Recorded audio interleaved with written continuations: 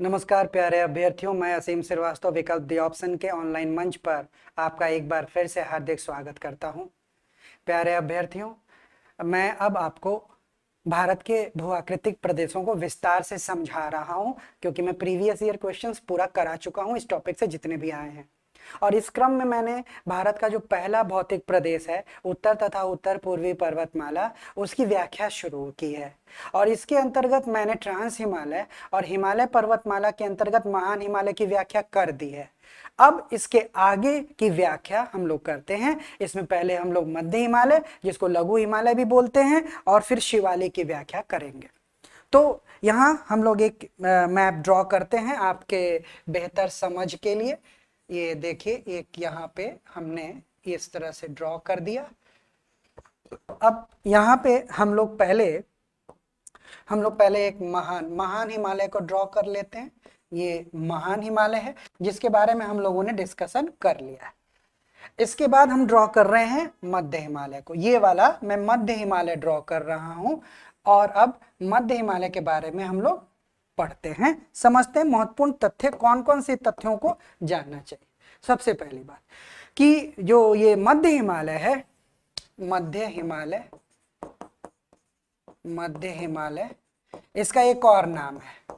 इसको हम लोग लघु हिमालय भी बोलते हैं, यानी मिडिल हिमालय को हम लोग लेसर हिमालय भी बोलते हैं। ये बात। दूसरी बात कि जो इसकी औसत ऊंचाई है वो 3700 से 4500 मीटर के बीच है, और इसकी जो चौड़ाई है वो 50 किलोमीटर है। तो ऊंचाई भी और हमने इसको चौड़ाई भी बताया। अब देखिए, यहाँ पे मध्य हिमालय को अलग अलग भागों में अलग अलग नामों से जाना जाता है। जैसे कि जम्मू और कश्मीर का जो ये इलाका है, इस इलाके में मध्य हिमालय को हम लोग जानते हैं पीर पंजाल श्रेणी के नाम से। इसको हम लोग जानते हैं पीर पंजाल श्रेणी के नाम से। और हिमाचल प्रदेश के क्षेत्र में मध्य हिमालय को कहा जाता है धौलाधर श्रेणी। और उत्तराखंड में मध्य हिमालय को कहा जाता है मसूरी श्रेणी या नाग टिब्बा, या इसको बोलते हैं नाग टिब्बा। और नेपाल वाले इलाके में मध्य हिमालय को कहा जाता है महाभारत श्रेणी। इस तरह से मध्य हिमालय को अलग अलग राज्यों में और नेपाल में अलग अलग नाम से जाना जाता है। इसके बाद अब हम लोग क्या जानना है, मध्य हिमालय का महत्व इस बात में भी है कि भारत में जितने भी प्रमुख हिल स्टेशंस, पर्वतीय नगर हैं, वो सब के सब मध्य हिमालय में है। अब चाहे कश्मीर में, जम्मू कश्मीर में बात करिए कि डलहौजी की बात करिए, या सोनमर्ग की बात करिए, या गुलमर्ग की बात करिए, ये जम्मू और कश्मीर में, ये सब मध्य हिमालय के अंतर्गत है। इसके अलावा अगर आप हिमाचल प्रदेश में बात करें तो कुल्लू की बात करिए, मनाली की बात करिए, शिमला, ये सब जो है, और धर्मशाला ये सब मध्य हिमालय पर ही है। अगर उत्तराखंड में बात करेंगे तो मसूरी, वो मध्य हिमालय पर ही है। पश्चिम बंगाल में बात करेंगे तो दार्जिलिंग, ये मध्य हिमालय में ही है। नेपाल में बात करेंगे तो काठमांडू, वो मध्य हिमालय पर ही है। इस तरह से जितने भी इंपॉर्टेंट हिल स्टेशंस हैं वो सब के सब लेसर हिमालय, मध्य हिमालय पर है। अब कुछ और बात जानते हैं मध्य हिमालय के बारे में। तो एक मैं यहां पर आपको समझाने का प्रयास ये वाले इलाके में करूंगा। यहां पे देखिए, तो जम्मू और कश्मीर में ये मानिए कि ये मध्य हिमालय है, तो अभी मैं जम्मू कश्मीर में बताना चाहता हूं। तो जम्मू कश्मीर में मध्य हिमालय के अंतर्गत ही निचले ढलानों पे, ये जो उत्तरी ढाल है उस साइड दक्षिणी ढाल, तो सॉरी इधर दक्षिणी ढाल है और उधर उत्तरी ढाल, तो मध्य हिमालय के अंतर्गत जम्मू और कश्मीर में दक्षिणी ढलान के निचले इलाकों में बहुत छोटे छोटे घास के मैदान हैं, बहुत छोटे छोटे घास के, घास इतने छोटे हैं कि वो कालीन की तरह दिखता है, एकदम कालीन नुमा घास के मैदान है जम्मू और कश्मीर में। कहा? मध्य हिमालय के अंतर्गत निचले ढलानों पर। इसको क्या बोलते हैं? इसको बोलते हैं मर्ग। इसको बोलते हैं मर्ग, जैसे कि गुलमर्ग और सोनमर्ग। उसी तरह से उत्तराखंड में, यहां जो उत्तराखंड है, यहां पर ऐसी ही स्थलाकृति को बोलते हैं बुग्याल, बुग्याल या पयार बोलते हैं। तो मध्य हिमालय के अंतर्गत निचले ढलानों में जो बहुत छोटे छोटे घास के मैदान हैं, उनको जम्मू कश्मीर में बोलते हैं मर्ग, जैसे गुलमर्ग, सोनमर्ग। और उत्तराखंड में उसको बोलते हैं बुग्याल या पयार। इस तरह से ये मध्य हिमालय की व्याख्या हो गई। इसके बाद हम लोग बात करते हैं शिवालिक की व्याख्या। तो अगले स्लाइड में हम लोग चलते हैं और बात करते हैं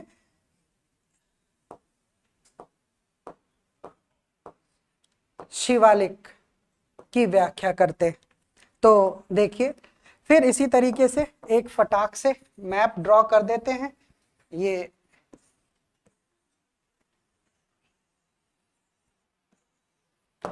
और 3 समानांतर श्रेणियां ड्रॉ कर देते हैं। ये महान हिमालय, ये मध्य हिमालय और ये शिवालिक, डाफला, मीरी, अबोर, मिश्मी। चलिए इसको मैं अब समझाता हूं। देखिए, ये जो सबसे नीचे है इसका नाम है शिवालिक, शिवालिक श्रेणी। अब शिवालिक श्रेणी जो है, पहले इसकी औसत ऊंचाई, तो इसकी औसत ऊंचाई 600 से 1500 मीटर है और इसकी जो चौड़ाई है वो 10 से 50 किलोमीटर, यानी ऊंचाई और चौड़ाई के मामले में ये महान और मध्य हिमालय की तुलना में काफी कम है। और अब इसका विस्तार, तो शिवालिक श्रेणी का विस्तार, ये पंजाब वाला जो इलाका है ना, पंजाब में, पाकिस्तान, कश्मीर में बड़ा वाला पंजाब, हमारे यहाँ छोटा वाला आफ्टर डिवीजन, बंटवारे के बाद। तो यहाँ पर एक पठार है, उत्थान हुआ था, तो यहाँ पे बना है एक पोटवार का पठार, इसको बोलते हैं पोटवार पठार। इसी पोटवार पठार के दक्षिण में है उसकी घाटी, पोटवार बेसिन बोलते हैं।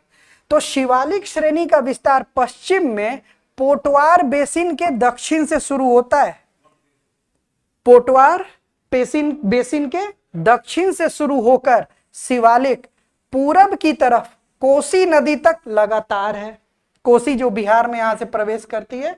तो फिर से बता रहा हूं कि शिवालिक श्रेणी पश्चिम में पोटवार बेसिन के दक्षिण से प्रारंभ होकर पूरब में कोसी नदी तक और फिर अरुणाचल प्रदेश में मिलती है। फिर इस शिवालिक श्रेणी को ही जम्मू कश्मीर में, ये वाला जो आप इलाका देख रहे हैं, शिवालिक को जम्मू में जम्मू पहाड़ी के नाम से जाना जाता है। जम्मू में जम्मू पहाड़ी के नाम से जाना जाता है, जबकि अरुणाचल प्रदेश में इसको डाफला, मीरी, अबोर और मिश्मी के नाम से जाना जाता है। तो ये पीटी में भी सवाल आता है ना कि इन पहाड़ियों का पूरब से पश्चिम या पश्चिम से पूरब सही क्रम क्या है। तो दरअसल ये जो डाफला, मीरी, अबोर और मिश्मी हैं, ये शिवालिक के ही भाग हैं जो अरुणाचल प्रदेश में फैली हुई हैं। और अब बात देखिए और करते शिवालिक के बारे में। तो शिवालिक जो श्रेणी है, तो यहां तो पहले टेथी सागर हुआ करता था। शुरू में टेथी सागर के इस हिस्से में अवसादों का निक्षेपण हुआ, उसके वलन से ट्रांस हिमालय बना। फिर उसके निचले इलाकों में जो अवसादों का निक्षेपण हुआ, उसके वलन से महान हिमालय, फिर मध्य हिमालय, और आखिरी में जो बचे हुए भाग में अवसादों का निक्षेपण हुआ, उसके वलन से शिवालिक का उत्थान हुआ। तो शिवालिक के उत्थान में किन किन कौन कौन से तत्व पाए गए हैं? रेत यानी बालू, रेत पाए गए, कंकड़ पाए गए, पत्थर पाए जाते हैं, और गाद, मिट्टी और बालू का जो मिश्रण है वो गाद है। तो मिट्टी भी है और गाद भी है। ये सब शिवालिक के जो संरचना है उसमें पाए गए ये सारे तत्व, ये संघटक हैं। तो ये जो रेत, कंकड़, पत्थर और गाद वाली जो स्थलाकृति है, उसको उत्तराखंड में बोलते हैं, मतलब पश्चिम में इसको बोलते हैं दून। तो ऐसी स्थलाकृति जिसमें रेत, कंकड़, पत्थर, बालू, गाद, मिट्टी है, उसको पश्चिम में शिवालिक की श्रेणी में क्या बोलते हैं? दून। जैसे कि देहरादून, कोटली दून, पाटली दून, और पूरब में, पश्चिम में तो इस ऐसी स्थलाकृति को दून बोलते हैं, और पूर्व में यहां पे इस स्थलाकृति को, इस वाले इलाके में बोलते हैं दुआर। दुआर स्थलाकृति। अब दुआर देखिए, स्थानीय भाषा में शुद्ध हिंदी होता है द्वार। अब हम लोग आम बोलचाल की भाषा में बोलते हैं ना, आम बोलचाल की भाषा में बोलते हैं ना कि हमारे गेट पे कोई आता है, हम लोग घर के अंदर हैं तो बोलते हैं ना कि तनी जाके देखो तो कि द्वार पे के आइल बा। तो वही द्वार का मतलब यहां द्वार से है। तो पश्चिम में शिवालिक श्रेणी में ऐसे तत्वों से बनी स्थलाकृति को बोलते हैं दून, और पूरब में बोलते हैं दुआर। अब ये जो दुआर है, इसकी सीमा सिक्किम से और भूटान से लग रही है, इसकी सीमा पश्चिम बंगाल और भूटान से लग रही है, इसकी सीमा असम और भूटान से लग रही है।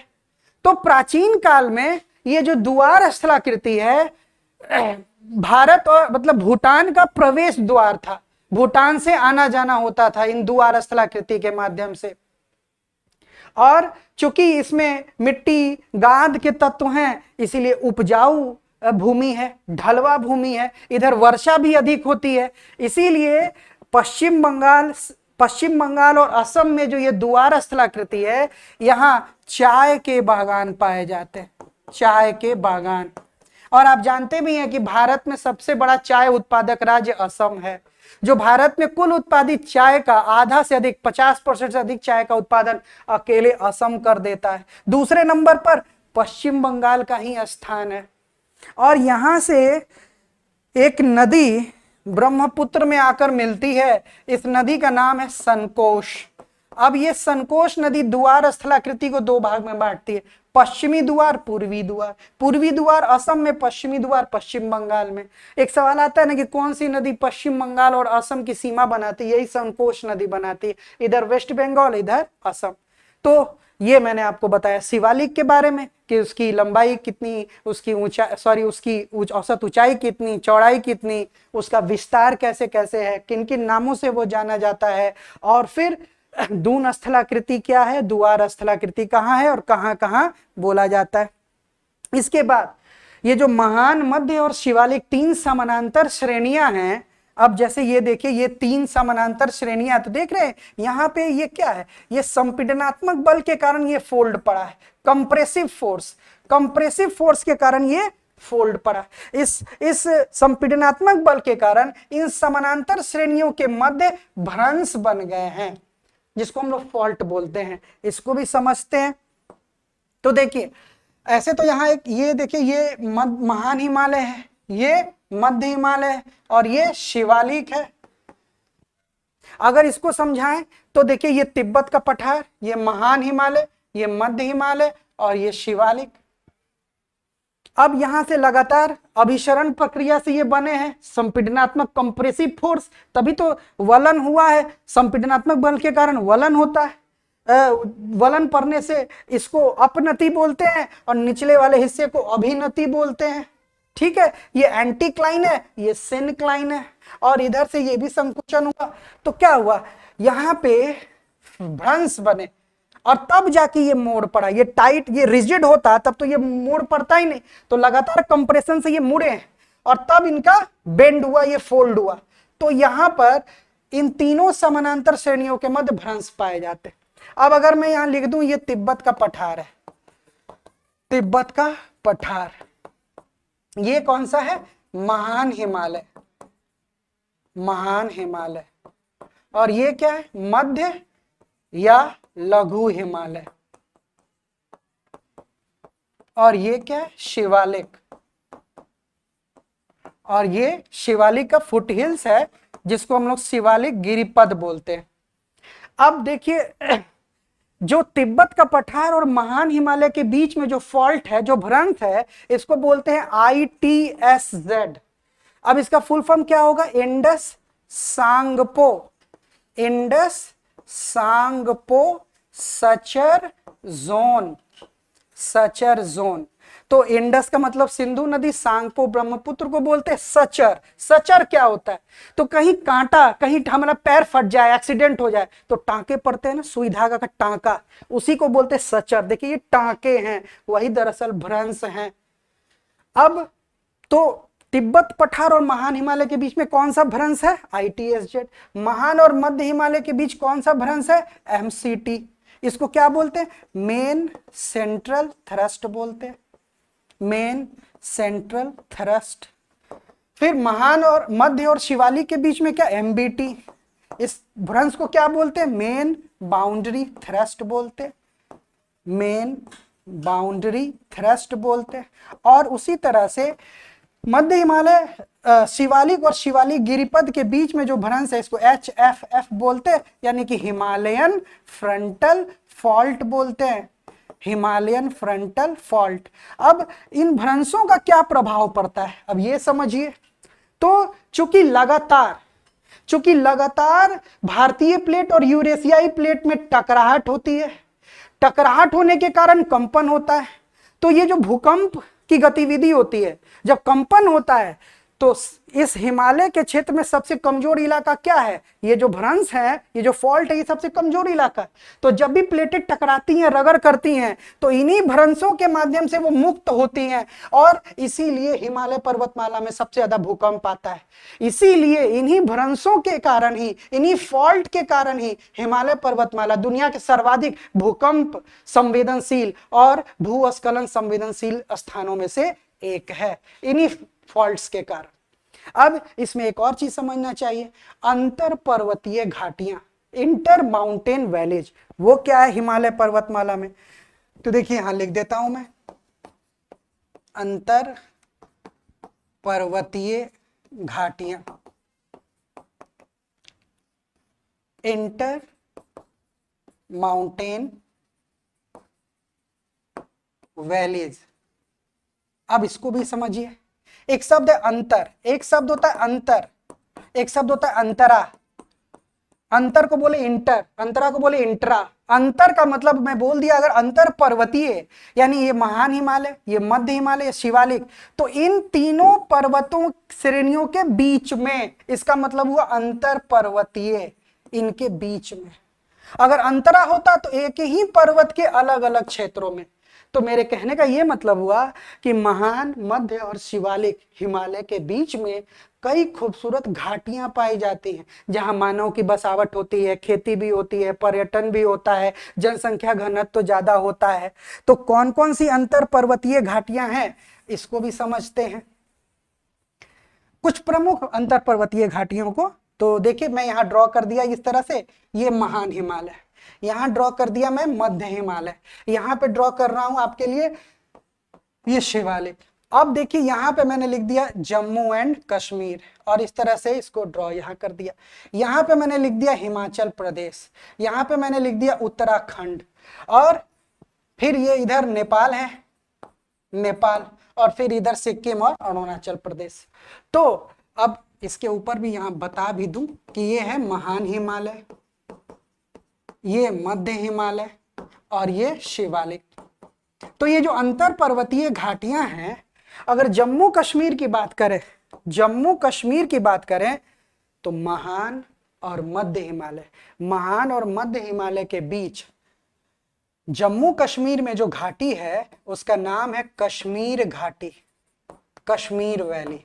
उसी तरह महान और मध्य हिमालय के बीच हिमाचल प्रदेश में जो अंतर पर्वतीय घाटी है, इसका नाम है लाहौल स्पीति, लाहौल स्पीति वैली। खूब सुंदर पर्यटन स्थल है लाहौल स्पीति घाटी। उसी तरह उत्तराखंड में महान और मध्य हिमालय के बीच जो है वो फूलों की घाटी है, जिसको हम लोग चमोली डिस्ट्रिक्ट के नाम से जानते हैं।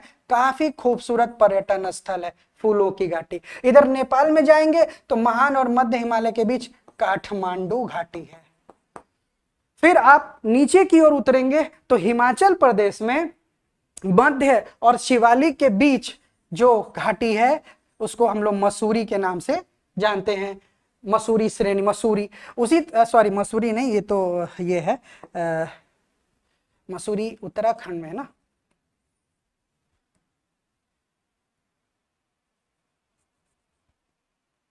तो ये हिमाचल प्रदेश में ये है कुल्लू, कुल्लू मनाली, आपने नाम सुना होगा। तो हिमाचल प्रदेश में मध्य और शिवालिक के बीच जो घाटी है वो कुल्लू मनाली, तो उत्तराखंड में है मसूरी, सॉरी दून, दून घाटी। तो अंतर पर्वतीय घाटियां आप समझे कि कश्मीर घाटी महान और मध्य के बीच जम्मू कश्मीर में, लाहौल स्पीति महान और मध्य के बीच हिमाचल प्रदेश में, फूलों की घाटी महान और मध्य के बीच उत्तराखंड में, और उसी तरह फिर कुल्लू मनाली मध्य और शिवालिक के बीच में हिमाचल में, और दून घाटी मध्य और शिवालिक के बीच उत्तराखंड में। अब यहां देखिए ये कश्मीर घाटी है। कश्मीर घाटी आज जहां पर है वहां कभी दलदली क्षेत्र हुआ करता था। अगर इस वाले मैप में हम आ जाएं, यहां पे इस वाले मैप में, यहां इस वाले मैप में यहां देखिए, ये देखिए, तो यहां पे ये वाला जो इलाका है यहीं पे है कश्मीर घाटी। पहले ये जलीय क्षेत्र था, लेकिन हिमानियां जो ऊपरी भागों में हिमानियां होती हैं वो जब उनके कारण जब वो नीचे सरकती हैं तो उनके कारण अपर्दन होता है। हिमानियों के द्वारा जब अपर्दन होता है तो जो टूटे फूटे चट्टानी पदार्थ होते हैं उसको हिमोड बोलते हैं। उन्हीं हिमोडों के निक्षेपण से, जमाव से ये कश्मीर घाटी भर गई, और कश्मीर घाटी भर गई तो वो जो किससे भरी है, हिमोडों से। तो हिमोडों से भरने के कारण कश्मीर घाटी कहलाती है करेवा भूमि, करेवा। और ये करेवा भूमि जो है कश्मीर घाटी में हिमोडों के कारण बनी है, ये केसर की खेती के लिए जानी जाती है। जो सैफरन कल्टीवेशन है वो भारत में सिर्फ और सिर्फ कश्मीर घाटी में ही होता है, और उसमें भी सबसे ज्यादा केसर का जो प्याला है वो कश्मीर में पंपोर को बोला जाता है। पंपोर डिस्ट्रिक्ट, पंपोर क्षेत्र जो है वो कश्मीर में या भारत में आप कहें केसर का प्याला है, वो इसी करेवा भूमि के अंतर्गत आता है।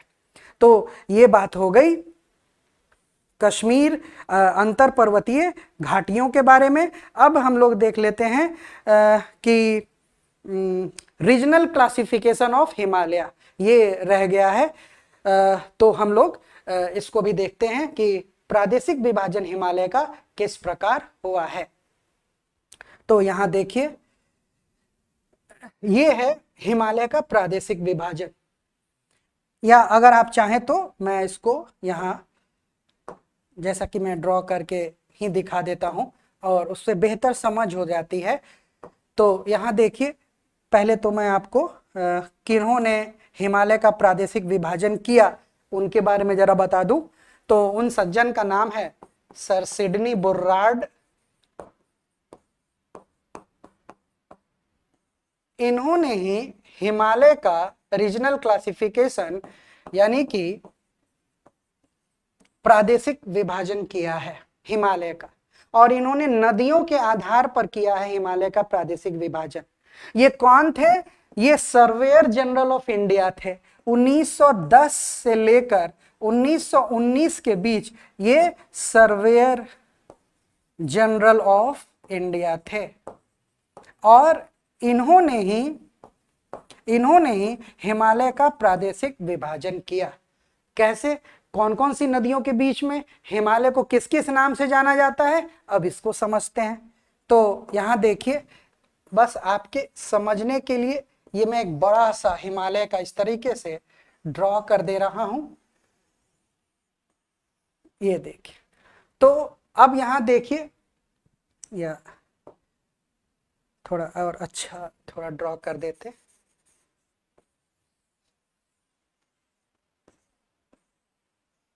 हाँ, अब सही है। अब देखिए यहां पे हम लोग 3 समानांतर श्रेणियां ड्रॉ कर देते। देखिए ये हम लोग ड्रॉ कर रहे हैं महान हिमालय, ये हम लोग ड्रॉ कर रहे हैं मध्य हिमालय, और यहां पे ये शिवालिक,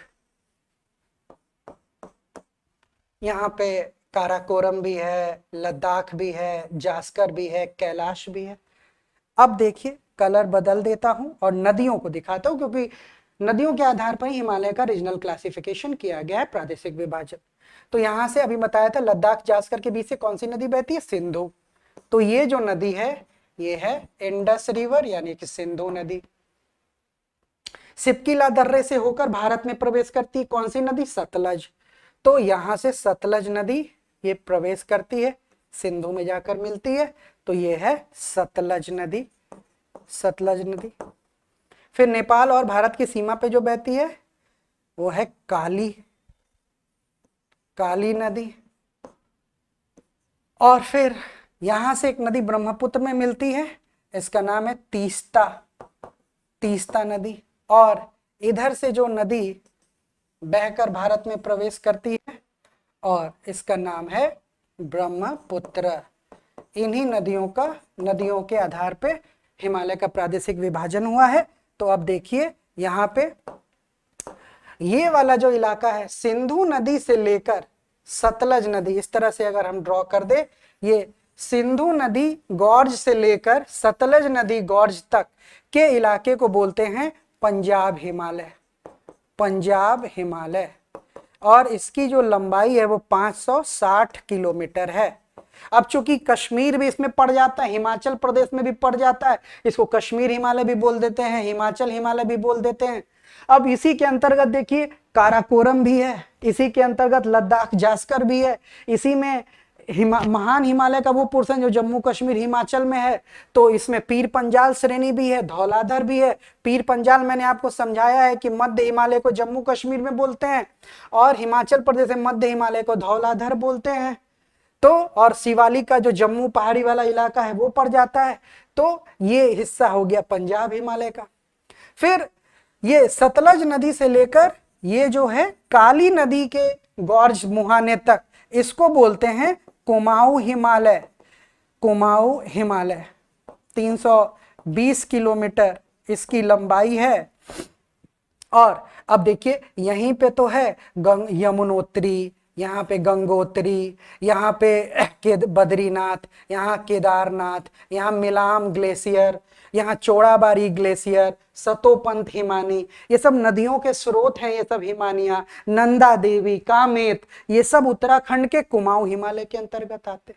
फिर काली नदी गॉर्ज से लेकर तीस्ता नदी के गॉर्ज तक ये जो इलाका है इसको कहा गया है नेपाल हिमालय। और इसकी जो लंबाई है वो 800 किलोमीटर है। और हिमालय पर्वतमाला की जो सबसे ऊंची चोटियां हैं, जो सबसे ऊंचा वाला क्षेत्र है, वो नेपाल हिमालय के अंतर्गत ही आता है। इसी में माउंट एवरेस्ट, दुनिया की सबसे ऊंची पर्वत चोटी, इसी में अन्नपूर्णा, धौलागिरी, माउंट एवरेस्ट, मकालू, जो दुनिया की सर्वाधिक ऊंची पर्वत चोटियां हैं, वो सब इसी में है। इसके बाद जो चौथा है वो काली नदी तीस्ता नदी गॉर्ज से लेकर ब्रह्मपुत्र नदी गॉर्ज तक, इसको असम हिमालय कहते हैं। और इसकी लंबाई जो है वो 700 किलोमीटर है, 700 किलोमीटर है और 720 किलोमीटर। और इस तरीके से ये जो है असम हिमालय वो कश्मीर में, भूटान में और अरुणाचल प्रदेश का इलाका आता है आपको असम हिमालय के अंतर्गत। तो ये था हिमालय का प्रादेशिक विभाजन। अब आखिरी चीज रह गया पर्वतों के अंतर्गत जानने का, और वो चीज है हिमानिया और पूर्वांचल यानी उत्तर पूर्व की पहाड़ियां। ये मैं अपने नेक्स्ट लेक्चर में आपके समक्ष रखूंगा। हिमानियों का क्या महत्व है, हिमानियां क्या होती हैं, हिम रेखा क्या होती हैं, शॉर्ट नोट्स में हिमानियों का महत्व पूछा जा सकता है, वो आपके सामने रखूंगा। और पूर्वांचल की पहाड़ियां वो मैं आपको डिस्कस कर दूंगा, जिसके साथ पूरा का पूरा उत्तर तथा उत्तर पूर्वी पर्वतमाला कंप्लीट हो जाएगा। उम्मीद करता हूं ये वीडियो आपको पसंद आया होगा, ये लेक्चर। मिलता हूं जल्दी अपने अगले लेक्चर में, तब तक के लिए आप सभी का बहुत बहुत धन्यवाद।